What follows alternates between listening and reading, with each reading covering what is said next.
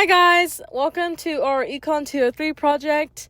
I will be going over how to master the PAE graph, and we're going to go over how to break it down the graph and make it simple. First, what is PAE? PAE stands for Planned Aggregate Expenditure. It's just a fancy way of saying how much total spending is planned in the economy at each level of income or output. PAE includes all types of spending, such as what households consume, what businesses invest, what the government buys, and exports minus imports. So the basic formula is PAE equals C plus I plus G plus X minus M.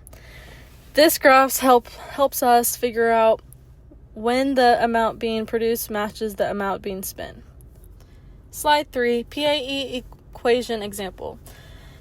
Say we have consumption equals 200 plus point AY, investment equals 100, government spending equals 150, and net exports equals negative 50. When we add all of that together, we get PAE equals 400 plus 0.8Y. Here's what that means. The 400 is called autonomous spending. It's what people spend even if their income is zero. The 0.8 is the marginal propensity to consume, MPC. That's how much of each extra dollar people spend. Now let's draw the graph. We need two lines. The 45-degree line, this shows all the points where output Y is equal to spending PAE.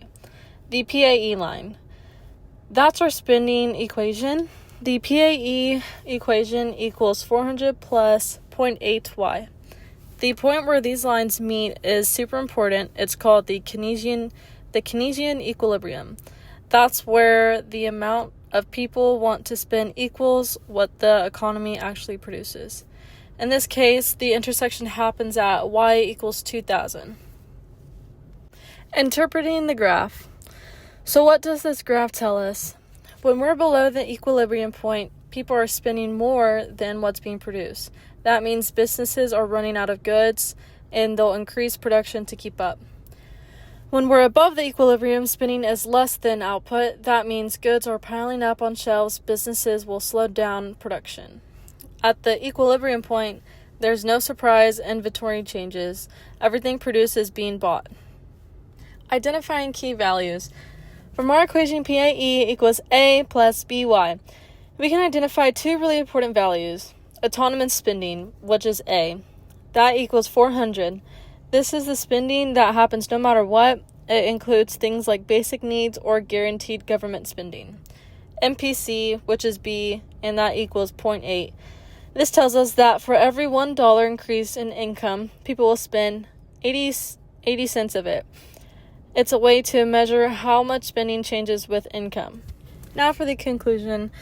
The PAE is a powerful way to understand how economies work in the short run. It helps us see the balance between production and spending. Whenever total planned spending equals actual output, the economy is in equilibrium. And if it's not, then when businesses adjust production and economy shifts. The key takeaways are know the components of PAE, understand the 45-degree line, and identify autonomous spending in PAE. Thank you so much for watching. I hope this helped make the PAE graph a little bit more fun and easier to understand. Thank you.